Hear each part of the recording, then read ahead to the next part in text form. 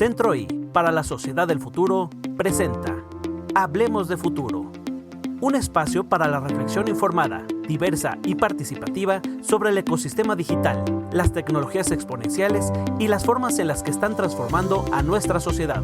Descubramos juntos cómo las tendencias tecnológicas marcan nuestro día a día. Comparte tus experiencias aquí, en Hablemos de Futuro. Queda con ustedes Elena Estavillo, directora general de Centro I para la Sociedad del Futuro.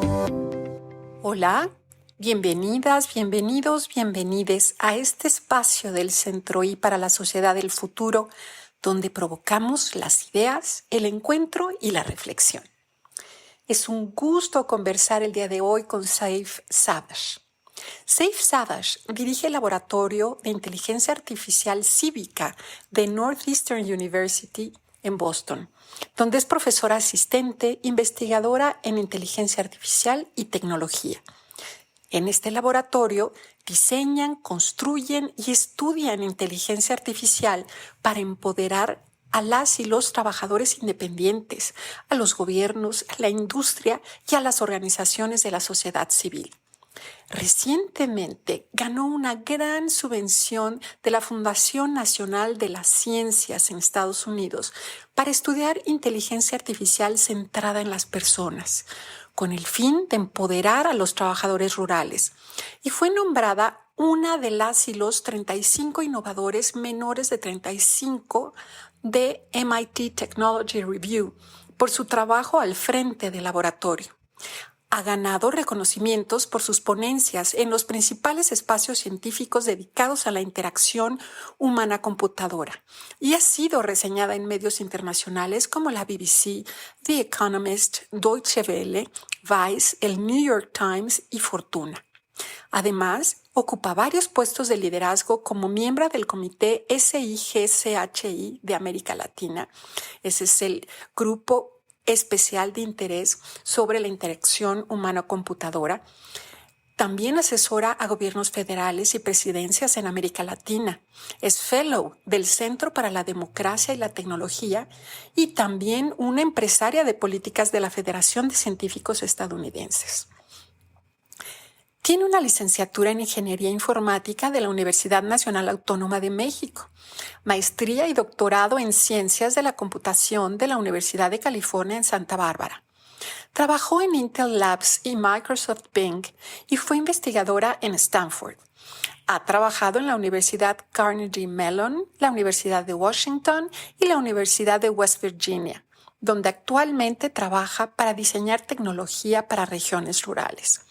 Muy bienvenida, Saif, a este espacio. Qué gusto tenerte. Hola, ¿qué tal? Es un gran gusto estar aquí. Muchas gracias por la invitación. Pues encantados, vamos a platicar. Como dijimos, Saif ha sido reconocida como una de las 35 jóvenes más innovadoras de América Latina por la revista MIT Technology Review en el 2018, por haber desarrollado una plataforma digital que alienta a la gente a participar en acciones colectivas para resolver problemas cotidianos y lograr un cambio en la sociedad. Traigo este reconocimiento que Saif ha recibido a esta conversación porque resume algo muy importante de su trabajo, su preocupación por las personas y por la sociedad en el entorno del ecosistema digital. La reflexión ética sobre la tecnología y cómo lograr aprovecharla para construir sociedades más justas son puntos que tenemos en común con el Centro I. La conversación que nos reúne hoy con Saif es sobre un tema que ella ha investigado y estudiado a fondo: la transformación de las formas de trabajar en la economía digital y los retos que trae para la protección de los derechos laborales. Te pregunto entonces, Saif, diriges el Laboratorio para Inteligencia Artificial Cívica de la Universidad de Northeastern. El concepto de inteligencia artificial sigue siendo muy nuevo para muchas personas y ahora además le ponemos este adjetivo de que es cívica. Platícanos de qué se trata este concepto de la inteligencia artificial cívica. Muchas gracias, gran pregunta. Cuando pensamos en la inteligencia artificial, muchas veces consideramos que la inteligencia artificial de pronto va a empezar a desplazar a los seres humanos. Empieza a haber mucha automatización en donde el elemento humano se empieza a desplazar y los empezamos a olvidar de los humanos. Dentro del laboratorio, lo que buscamos con inteligencia artificial cívica es en crear sistemas con inteligencia artificial que amplifican y aumentan las capacidades humanas en vez de desplazarlas, y especialmente dentro del contexto público. Entonces, ¿cómo se ven este tipo de tecnologías? Podemos imaginar, por ejemplo, inteligencia artificial que ayuda y aprende qué tipo de trabajos se le deben de recomendar a los obreros para que estos puedan aumentar sus salarios, desarrollar sus habilidades, tener mejores experiencias en el empleo.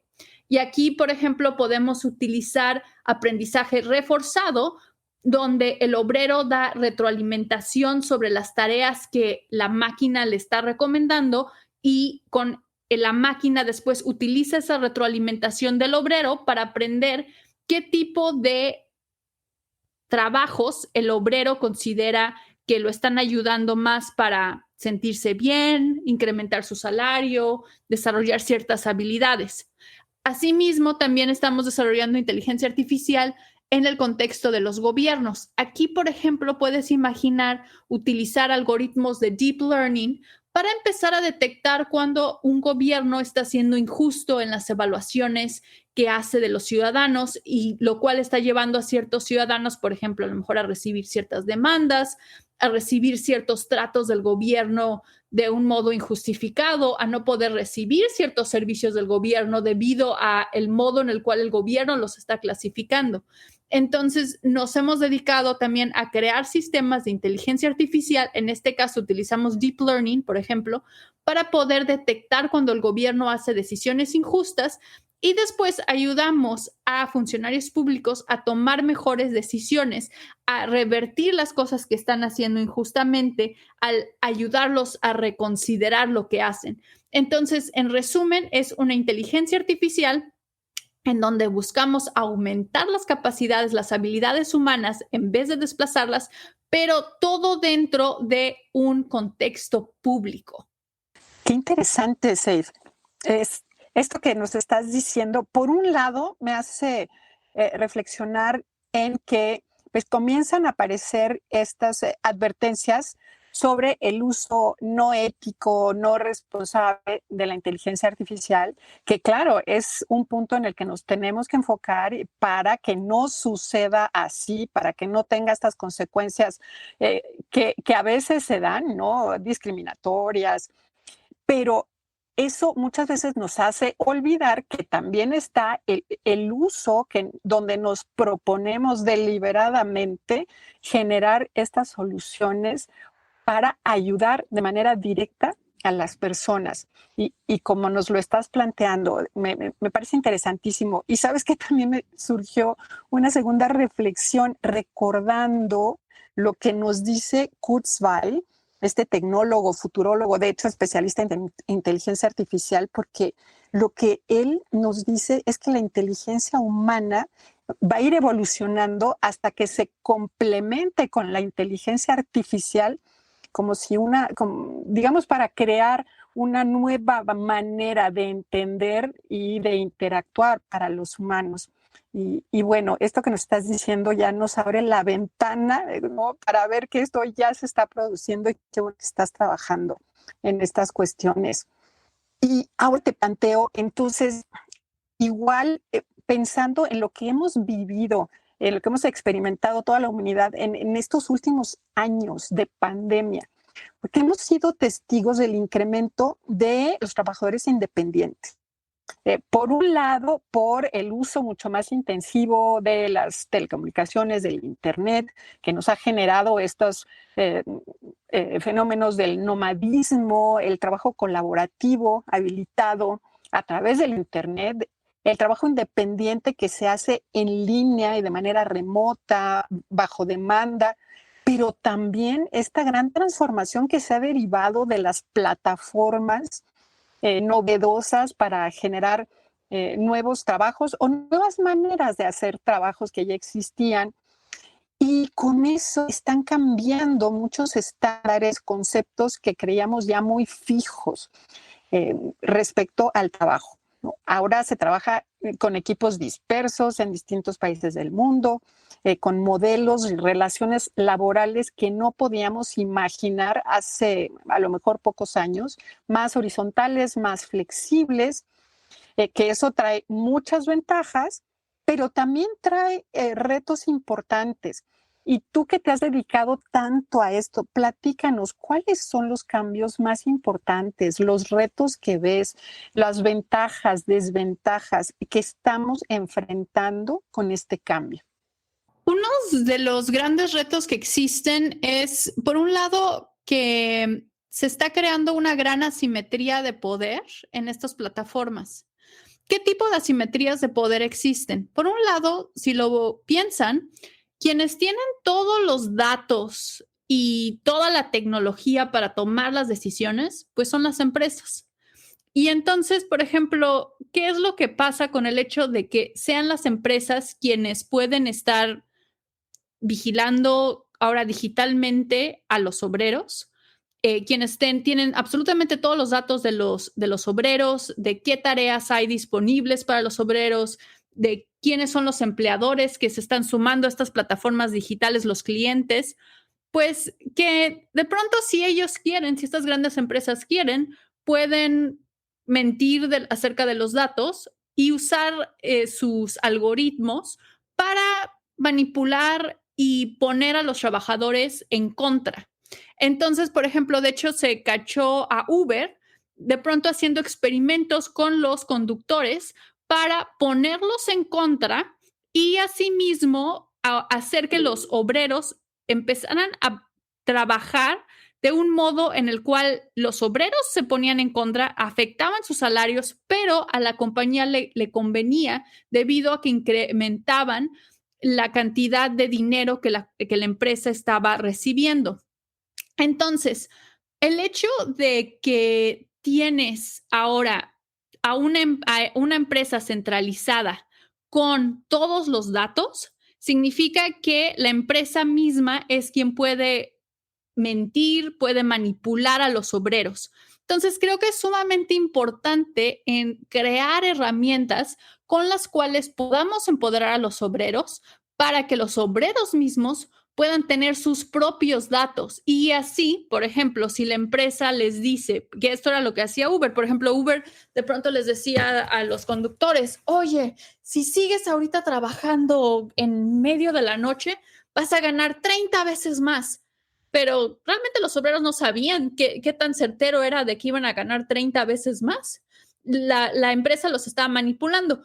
Imagina ahora que los obreros tuvieran sus propios datos y así pudieran de pronto ver, no, pues, o sea, me están diciendo que es probable que vaya a ganar 30 veces más, pero aquí mis datos de lo que ha pasado en el pasado, y estos son datos que ahora estamos compartiendo entre todos los obreros, mis datos me dicen que no es así. Mis datos me dicen que tal vez solamente voy a tener un incremento del 5% y pues para lo que me voy a arriesgar en ir a estas zonas no vale la pena. Entonces, parte de nuestra investigación lo que está haciendo es, está creando herramientas que están diseñadas para los obreros, justamente pensando en cómo democratizamos los datos a los cuales los obreros tienen acceso. Asimismo, por otro lado, también es importante pensar en cómo facilitamos las colaboraciones entre los obreros, porque ahorita realmente un tema que experimentan estos trabajadores digitales es que están todos completamente aislados y realmente es difícil montarte en estas plataformas, poderte desarrollar, poderte navegar entre ellas. Es todo un proceso de asimilación de la tecnología. Entonces, aquí lo que hacemos nosotros, lo que hemos estado haciendo es desarrollar herramientas con las cuales facilitamos colaboraciones y motivamos colaboraciones entre los obreros y los ayudamos a navegar el espacio de las plataformas digitales para poder alcanzar sus metas.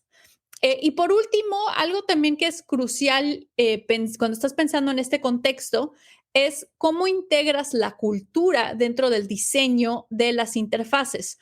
Un tema también es, ahorita tenemos por primera vez la oportunidad de unir a obreros de todo el mundo en estas diferentes plataformas digitales. Pero ¿cuál es el problema? De pronto estos obreros están teniendo que adaptar a la cultura de los países, por ejemplo, de Estados Unidos, que son los creadores de estas plataformas digitales. Entonces, ¿esto qué significa? Que hay muchas diferencias en cómo, por ejemplo, trabajan los estadounidenses a cómo trabajan los latinoamericanos, que afecta la productividad de los latinoamericanos, que afecta también las experiencias de los trabajadores. Entonces, en mi laboratorio, otro aspecto que estamos integrando es cultura. ¿Cómo podemos diseñar interfaces para que se adapten a al contexto latinoamericano, también al contexto de los trabajadores de zonas rurales, para que ellos también se puedan montar a estas plataformas digitales y tener éxito? Qué ejercicios tan interesantes, y además me encanta que hablas de las diferencias de poder. Y ahí creo que tenemos tanto que aprovechar de diferentes espacios donde se ha estudiado este fenómeno. Es que inmediatamente me puse a pensar, por ejemplo, en los esfuerzos que se hacen para empoderar a los consumidores, ¿no?, de empresas muy grandes, y precisamente lo que se hace es darles información, ¿no? O se trata de productos de los que es difícil apreciar la calidad, pues entonces se trata de obligar, de incidir, de alentar que se difunda información sobre la calidad de los productos para que los consumidores sepan qué están comprando, o sobre algunos otros aspectos son tan visibles. Esto que estamos viendo con los alimentos, ¿no? Esto que se les ha llamado alimento chatarra, pues lo que se trata es precisamente de empoderar a los consumidores para que conozcan con más detalle el contenido de los alimentos que compran. Y en todas estas relaciones hay un desbalance de poder, definitivamente, ¿no? Las personas en lo individual, pues tenemos muy poco poder, y sobre todo cuando estamos desorganizadas, sin comunicarnos, y qué bien que estás aplicando estos enfoques para tratar de emparejar el terreno con los trabajadores, sobre todo frente a estas plataformas, porque tendencia, yo diría natural, no porque lo considere que tiene que ser así, sino por las características tecnológicas, económicas, tienden a ser muy, muy grandes y a cruzar fronteras. Y entonces, pues este desbalance frente a los trabajadores va a ser un tema en el que tenemos que poner mucha atención. Fantástico que lo estés abordando de esta forma. Algo que va muy de la mano con esto que nos estás platicando es lo que se le está llamando el trabajo invisible, que genera el ecosistema digital, y la dificultad que tienen los trabajadores para monetizar, ¿no? Que se remunere este trabajo que están haciendo. Y esto incide en la reducción de sus percepciones. Vemos cómo hay pérdidas de beneficios, de derechos laborales que se han conquistado a lo largo de muchísimas décadas en los países y que han costado esfuerzos tremendos. Esta es una pregunta que nos lleva a muchas interrogantes. Bueno, desde que nos ayudes, por favor, a explicarnos de qué se trata esto que llamamos trabajo invisible, y los desafíos que encierra.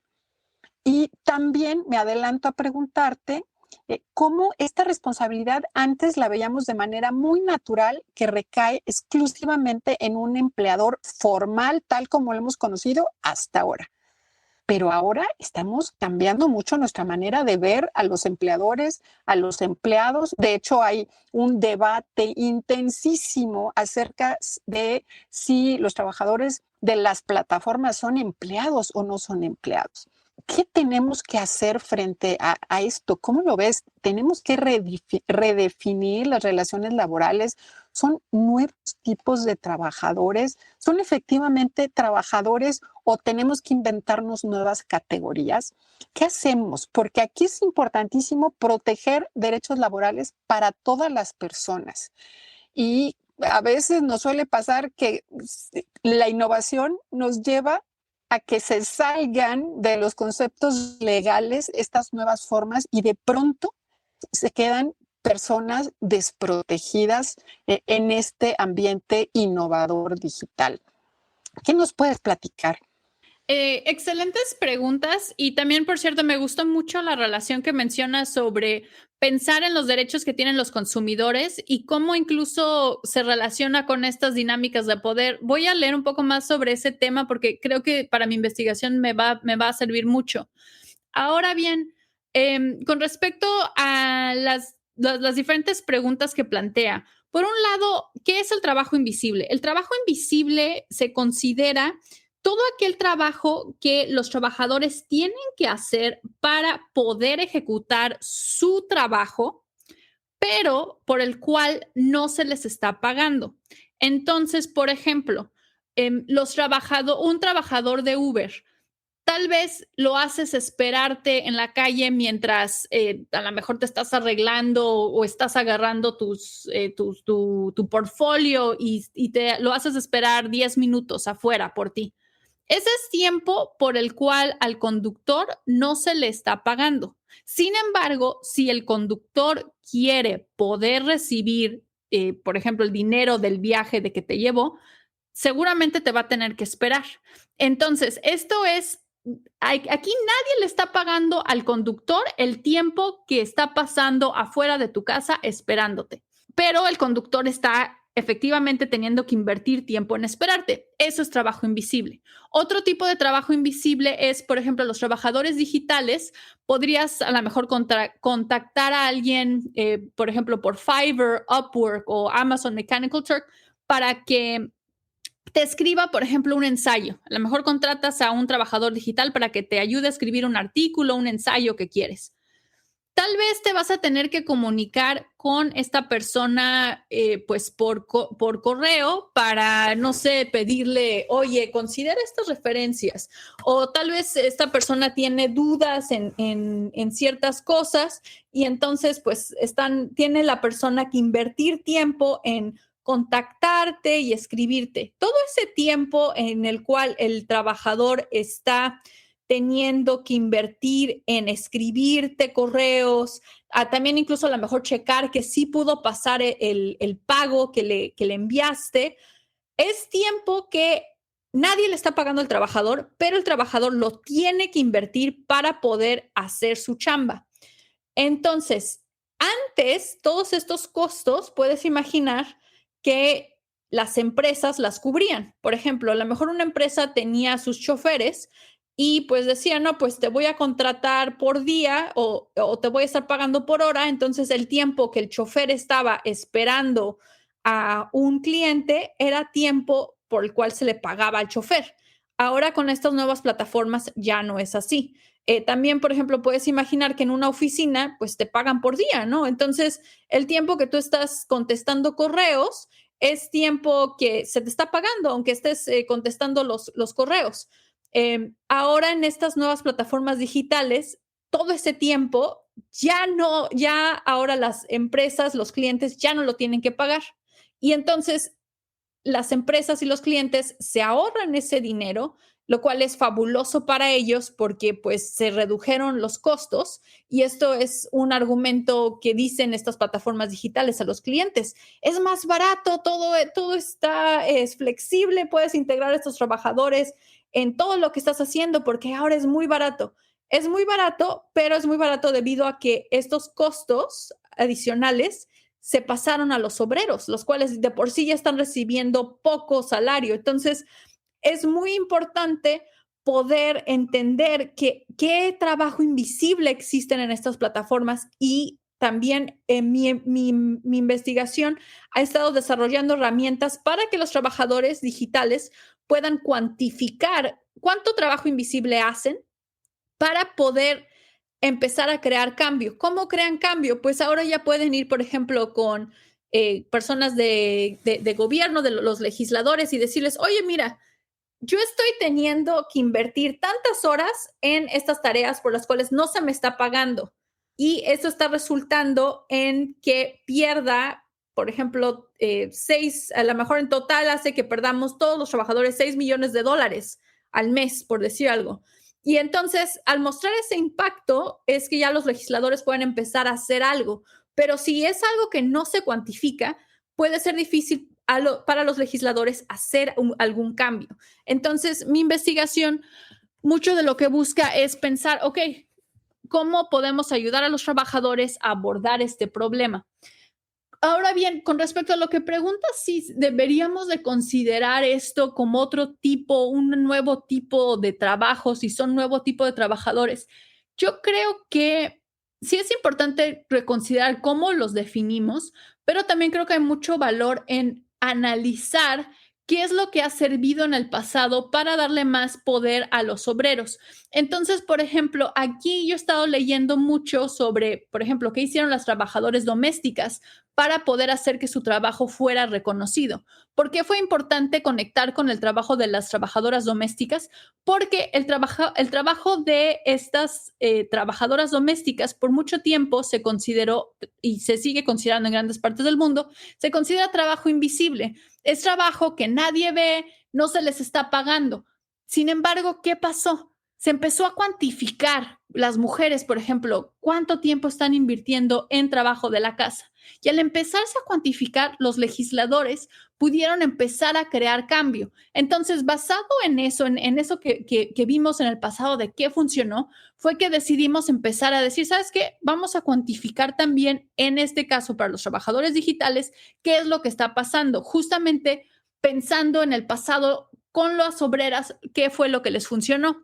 También, por ejemplo, cuando analizamos los movimientos de los trabajadores rurales, muchas veces lo que les sirve mucho es ir detrás de las marcas grandes para las cuales les importa su imagen para poder pedir cambio. Entonces, por ejemplo, si tienes trabajadores rurales que están recolectando jitomates, no es tanto ir con la empresa que los contrata para recolectar jitomates, es ir tras la gran empresa que contrata a esa empresa recolectora de jitomates. Por ejemplo, a lo mejor es McDonald's.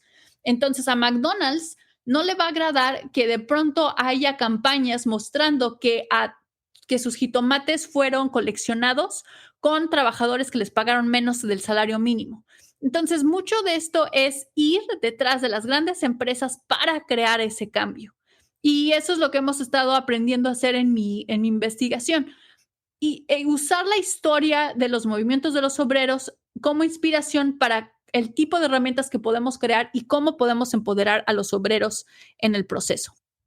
Buenísimos puntos, Seif. Como siempre es importante medir, cuantificar, porque en el momento que das el dato es que logras impactar, ¿no? Que la gente escucha, que puede dimensionar el fenómeno. Y sí, me quedé pensando con las trabajadoras domésticas, que este es precisamente el camino que se siguió, empezar a cuantificar, pero al mismo tiempo también exigiendo derechos, al menos aquí en México durante muchos años, aunque se reconocía de cierta manera este trabajo, estaba como en un limbo legal, no se le aplicaban las mismas obligaciones a los patrones para este tipo de trabajo, ¿no? Entonces podían quedarse sin ofrecer seguro social, ¿no? Sin respetar horarios, sin ofrecer un ambiente saludable. Bueno, muchos derechos pues ya se dan por sentados en otros tipos de trabajo. Entonces, de una manera, claro, muy injusta y muy discriminatoria, estaban como en una categoría medio gris, como que sí son trabajadoras, pero sin los mismos derechos que los demás trabajadores. Y fue a partir de este trabajo, vamos a medir, pero también vamos a reclamar, no somos otro tipo de trabajadores, tenemos los mismos derechos y como que fue empujar por los dos lados. Y por supuesto, hay que responsabilizar, hay que abrir, ahora que está afortunadamente que se empieza a difundir y a tomar mayor vigor esto de que las empresas tienen que ser responsables, éticas, solidarias. Claro que estos temas los tenemos que visibilizar, ¿no? Y para que importe y para que estén ahí al frente, que no estén escondidos. Estoy totalmente de acuerdo. La visibilización de estos datos y traer transparencia sobre, por ejemplo, qué está pasando en estas plataformas digitales creo que es crucial, porque ahorita si realmente lo piensan son cajas negras.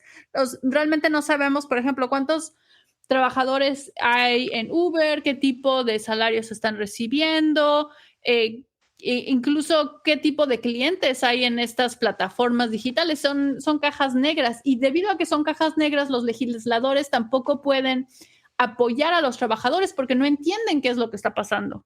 Exactamente, necesitamos ponerle números. También, por ejemplo, con estas plataformas que las de transporte, además de este trabajo invisible, yo creo que también hay muchos costos invisibles y de los que probablemente muchos choferes no los tengan tan presentes. ¿Cuánto les cuesta la depreciación de sus automóviles? ¿Cuánto les cuesta el riesgo que están tomando de tener un accidente, de poner en riesgo su salud? Esos son costos que cuando los tienes dentro de una empresa tradicional se contabilizan y al contabilizarse, pues entran en el precio que se cobra por los bienes o en el salario que se paga. Y aquí me parece que también están muy invisibilizados y probablemente muchos trabajadores no están conscientes de lo que les está costando hacer ese trabajo. Y pues al final entonces su remuneración probablemente es más baja de la que ellos están viendo, ¿no? Completamente de acuerdo. Y ahora me gustaría tocar el tema de las brechas de género, porque la verdad es que ya en el trabajo presencial y viéndonos los rostros, ¿no? Viéndonos todos los días, se invisibilizan las brechas de género. Por cuestiones culturales, vamos naturalizando, sobre todo en ciertos sectores, una presencia muy acotada y muy pequeña de mujeres y además, pues a veces que está también muy restringida a ciertas líneas de actividad o a ciertas funciones. De la misma manera está invisibilizado, naturalizado el acoso laboral y otras situaciones que son grandes desventajas para las mujeres en el campo laboral. Pareciera que este reto puede ser todavía mayor con estas nuevas formas de trabajar, porque estar en remoto sin esta interacción física cotidiana ser aún más invisibles estas realidades. ¿De esto qué nos podrías platicar? Sí, fíjense que estuve ahorita creando interfaces para las trabajadoras de gobierno de la Ciudad de México que querían darle apoyo a víctimas de violencia doméstica. Creo que cuando estamos considerando, por ejemplo, que muchas de las interacciones ahora están en línea, algo a considerar es que esto ha llevado a que ahora los agresores, quienes a lo mejor salían a trabajar y dejaban a sus parejas en la casa y tal vez le daban un periodo de paz a su pareja sin esa agresión. Durante COVID, lo que empezó a suceder era que los agresores estaban ahora todo el tiempo en la casa y subieron la cantidad de acoso y violencia doméstica que experimentaron las mujeres. Entonces, de hecho, estos centros se llaman Centro Luna, son centros que en la Ciudad de México dan apoyo a las mujeres que sufren violencia doméstica. Incluso mujeres que están en peligro de ser asesinadas, de femicidio. Y entonces estuvimos creando herramientas inteligentes que ayudaran a estas trabajadoras de gobierno a poder tomar mejores decisiones sobre a quiénes atender, a quiénes darles mejor seguimiento. Pero cuando estamos también desarrollando estas herramientas nos dimos cuenta de algo muy importante, que es que estas trabajadoras de gobierno muchas veces ellas mismas no reciben apoyo psicológico. Entonces hay veces en que una trabajadora de gobierno puede recibir, por ejemplo, a lo mejor 10 víctimas de violencia doméstica quienes le cuentan a detalle lo que están sufriendo y experimentando y es muy difícil. Entonces, psicológicamente es muy difícil y muy desgastante para la trabajadora de gobierno escuchar esas historias, y ella no tiene a nadie quien le está apoyando. Entonces, buscamos que las herramientas inteligentes que desarrollamos les pudieran empezar a dar microapoyo psicológico a las trabajadoras, y estamos ahorita estudiando cómo ese microapoyo psicológico puede ayudarles en su trabajo. Y estamos así desarrollando interfaces que pueden ayudar a las trabajadoras de gobierno a ser más eficientes en su trabajo, mientras también les dan apoyo psicológico. Pues por supuesto, siempre en este tipo de labores, la carga emocional que traen las personas que atienden es tremenda. Mira, otro uso como pues muy interesante de la inteligencia artificial. Sí, muchas gracias por todos estos. Tenemos todavía unos minutos, entonces quisiera que tomemos una última pregunta, y es sobre esta reflexión que también tiene que ver con la ética, de ver hacia dónde nos estamos encaminando. Y es que todos estos desarrollos de los que estamos platicando necesitan que las personas estén conectadas, que tengan acceso a una base mínima tecnológica, y no nada más en cuanto a contar con un celular con acceso a Internet, sino que también necesitan tener herramientas, una cierta familiaridad con la tecnología, saber aprovecharla, saber buscar información, saber interactuar de una manera que le puedan sacar provecho. Pero lamentablemente, la dinámica que se ha dado en este proceso de digitalización no nos ha ayudado a cerrar brechas. ¿Cómo ves?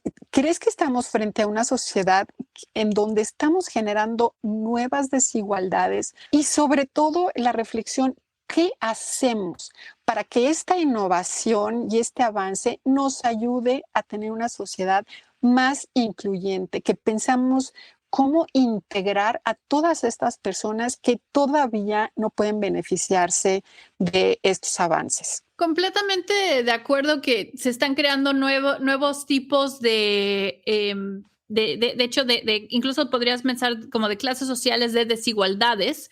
Y creo que sí es crucial estar consciente del nuevo tipo de desigualdades que estamos creando. Por ejemplo, la inteligencia artificial, una gran desigualdad que está creando es que ha eliminado muchos de los trabajos previos que las personas utilizaban para poder entrar a los trabajos. Los primeros trabajos que tenían las personas ahora los ocupa la inteligencia artificial.